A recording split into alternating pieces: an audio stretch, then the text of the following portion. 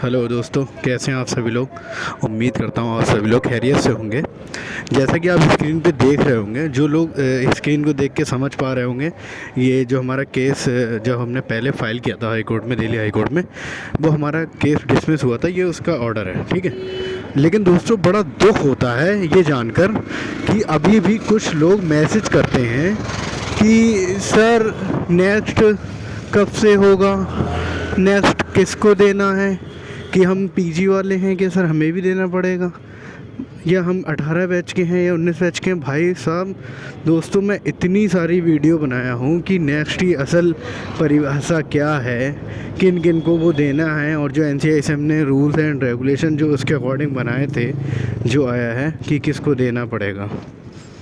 तो दोस्तों, सबसे बड़ी गलती यही है कि आप लोग, अगर कोई बंदा यूट्यूब वीडियो बना रहा है या कहीं के माध्यम से लगा रहा है, आप लोगों ने अभी तक इतना फैलाया ही नहीं है इस बात को कि वो आयुष के स्टूडेंट को ही पता लगे। अभी तक जो स्टूडेंट्स वगैरह हैं काफ़ी, उनको ही इस चीज़ की जानकारी नहीं है। तो ये सोचिए दोस्तों कि अदर लोगों को जानकारी कैसे होगी।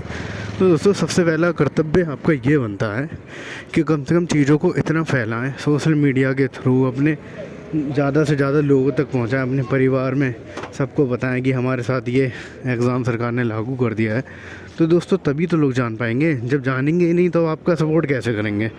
और सबसे बड़ी दुख की तो बात ये ही है कि हमारे आयुष स्टूडेंट पूछ रहे हैं कितने तो, कि सर राइट पिटीशन क्या डाला है, सर हमारे पहला केस हमने किया था तो उसमें क्या रहा। दोस्तों, अगर हम कुछ वीडियो बनाते हैं तो उसका कोई ना कोई मतलब रहता है, ऐसा नहीं है बेमकसद अगर कुछ भी बना दिया जाता है। तो आपका भी ये फ़र्ज़ बनता है कि आप लोग अगर वीडियो बना सकते हैं तो वीडियो बिल्कुल बनाएं, उसे ग्रुप में शेयर करें। अरे शॉर्ट वीडियो बनाएं, उस पर कुछ लिख के ही शेयर करें, कमेंट करें ज़्यादा से ज़्यादा, तभी तो दूसरों के पास इन्फॉर्मेशन जाएगी। तो एक बार फिर बता देता हूँ, काफ़ी लोगों ने मैसेज किया था कि सर, कुछ लोग तो मतलब डॉक्टर्स हैं, प्रैक्टिस कर रहे हैं, उन लोगों को ये नहीं मालूम है। वो कह रहे हैं कि सर हमारा एक बच्चा है या हमारा भतीजी है, वो BMS कर रहा है, 18 बैच का है। एक 21 बैच वाले ने किसी ने मैसेज किया था कि उनको देना पड़ेगा।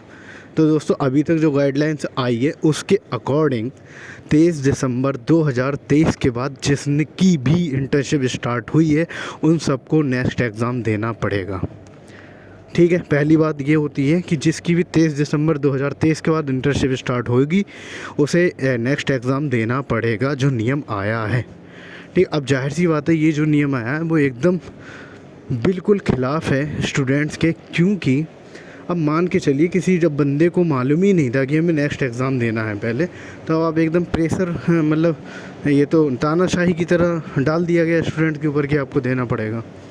तो इसीलिए हम लोग इसका विरोध कर रहे हैं। कम से कम हम ये नेक्स्ट एग्ज़ाम के विरोध में नहीं है। अगर सरकार को इसके कुछ पॉइंट्स अच्छे लगते हैं, या जाहिर सी बात है किसी भी चीज़ में आप इम्प्लीमेंट कर रहे हैं कुछ, तो बेहतर सोच समझ के कर रहे हो, लेकिन कि आपके इम्प्लीमेंट करने का तरीका दुरुस्त है, ये चीज़ सबसे ज़्यादा मायने करती है। और उस चीज़ को हम जब देखते हैं तो वो बिल्कुल दुरुस्त हम नहीं पाते हैं, इसलिए क्योंकि सबसे पहले ओल्ड स्टूडेंट्स को तो इसकी जानकारी ही नहीं थी। मान के चलिए जब NCISM 2020 में बना, उसके बाद 2021 में किसी ने एडमिशन लिया होगा, अगर उसने गाइडलाइंस पढ़ी होंगी तो उसे जानकारी होगी। लेकिन मुझे नहीं लगता कोई इतना गाइडलाइंस पढ़ा होगा कि उसे भी जानकारी थी, ठीक है। तो दोस्तों, सबसे अहम बात यही हो जाती है कि आप इस चीज़ का हम विरोध क्यों कर रहे हैं, आप जान ही गए होंगे। और दूसरी बात कि इसकी स्ट्रेटजी क्या रहने वाली है। सबसे पहली बात यूनिटी की आती है दोस्तों। कोई भी पोस्ट अगर डाली जाती है सोशल मीडिया पे, कोई भी स्टूडेंट्स अपना वीडियो बना रहा है या फिर कुछ भी लिख रहा है, तो आप उसे ज़्यादा से ज़्यादा रीट्वीट करें, ठीक है। कोई भी अगर ट्वीट कर रहा है तो आपका फ़र्ज़ बनता है कि ज़्यादा से ज़्यादा कमेंट करें और ज़्यादा से ज़्यादा रीट्वीट करें। उससे फ़ायदा ये होता है कि अगर आपके 1000 से ज़्यादा ट्वीट हो जाते हैं ना, तो आपका जो हैशटैग होगा वो ट्रेंडिंग में आ जाएगा, और जब ट्रेंडिंग में आ जाएगा तो उसकी निगाह, वो ट्रेंड, ये हैशटैग जो है उस पर सबकी निगाह पड़ जाएगी। तो ये एक आसान तरीका है, आपको बैठे बैठे करना है। स्क्रीन में इसीलिए लगा लिया हूँ ये दिल्ली हाई कोर्ट की ऑर्डर की जो कैंसिल हुआ है, इसीलिए हम दोबारा डबल बेंच के थ्रू केस में अपील करने जा रहे हैं, क्योंकि हमने एक बेंच के थ्रू किया था जो हमारे जज थे उन्होंने कैंसिल कर दिया, क्योंकि हमारे हो सकता है कुछ पॉइंट्स में कमी रही हो, कुछ पॉइंट्स हमारे वीक हों, या उन्होंने डायरेक्ट नहीं समझा, जो भी पढ़ा कैंसिल कर दिया। तो हमारे पास उसके बाद वही 2 फर्दर ऑप्शन बनते हैं, या फिर हम डबल बेंच के थ्रू जाएँ, उसके बाद हम सुप्रीम कोर्ट में जा सकते हैं। लेकिन हम उम्मीद करते हैं कि हम डबल बेंच के थ्रू जाएंगे और अपील कर रहे हैं जो भी, तो उसमें हम जीत जाएंगे। ठीक है, तो हमारा LPA फाइल हो चुका है सभी का, BHMS BMS वालों का। दूसरी बात, ठीक है, और तीसरी बात ये है LPA फाइनल हो गया, और जो पहली हियरिंग डेट मिली है वो 27 मई मिली है। ठीक है, तो दोस्तों सबसे ज़्यादा आपसे रिक्वेस्ट है, निवेदन है, प्लीज़ यूनिटी बनाए रखें, और जो आप कंट्रीब्यूट कर रहे हैं ज़्यादा से ज़्यादा लोग कंट्रीब्यूट करें। ऐसा नहीं करें कि 1-2 लोग कर देते हैं फिर शांत बैठ जाते हैं, 2-3 लोग कर देते हैं फिर शांत बैठ जाते हैं। भाई ऐसे नहीं होना है। आप 1000 लोग ग्रुप में हैं, कम से कम 1000 की आधी तादाद तो करो, क्योंकि आधी तादाद तो हमेशा देखो, देश में भी अगर आप देश में देखेंगे तो ज़रूरी नहीं है सब लोग मतलब एक्टिव होते हैं। एक नेता जो होता है, मान लो किसी सरकार का एग्जाम्पल लें, तो वो नेता बहुत एक्टिव होता है तो वो अपनी सरकार को चलाता है, या मतलब 2 अपोजिशन पार्टी हैं तो वो उनके एक ही लीडर तो होता है, तो वो पूरी अपनी पार्टी को संभालते हैं। उसके बाद जो कोई नेता जीत जाता है तो वो देश को संभालता है।